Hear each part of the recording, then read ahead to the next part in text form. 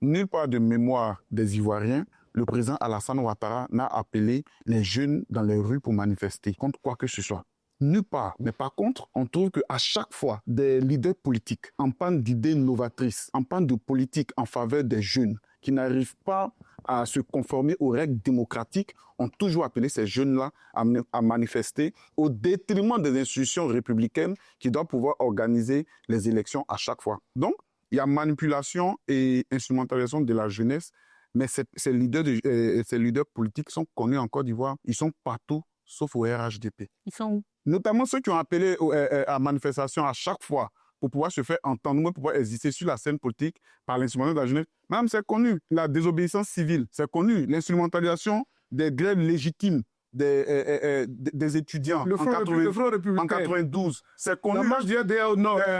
Non, madame. Mais tout ça, si vous n'arrêtez pas, Henri Joël, ça, je suis pas tenté à citer. Et donc, il vous dit de mémoire, le président Alassane Ouattara n'a jamais appelé ces jeunes dans la rue. Qui l'a fait?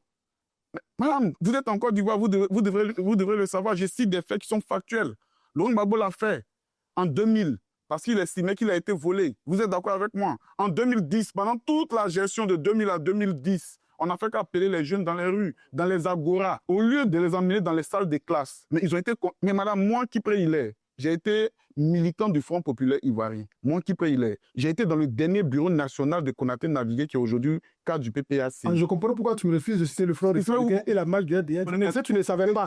Madame, vous savez, quand on vient sur un plateau ou un média, il faut pouvoir se départir de ses émotions. La jeunesse est devenue de plus en plus exigeante.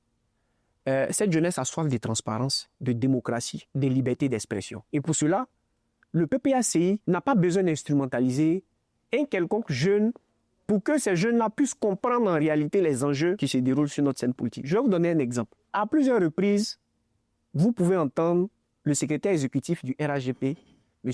Ibrahima Cissé Bakongo, qui dit que si vous descendez dans les rues, on va aussi demander à nos militants d'aller dans les rues. Madame, le fait d'aller dans les rues pour des marches pacifiques, c'est prescrit par la Constitution, en son article 19-20. La Constitution ivoirienne nous donne le droit à chaque Ivoirien de manifester son opinion et de pouvoir participer à des marches pacifiques. Mais comment se fait-il que un responsable d'un parti politique, en tout cas du parti au pouvoir, puisse dire que si vous descendez pour aller exécuter ce droit constitutionnel, on va demander aussi à nos militants. Mais quand des militants de divers horizons se retrouvent dans la rue, madame, c'est pas pour aller lever, madame.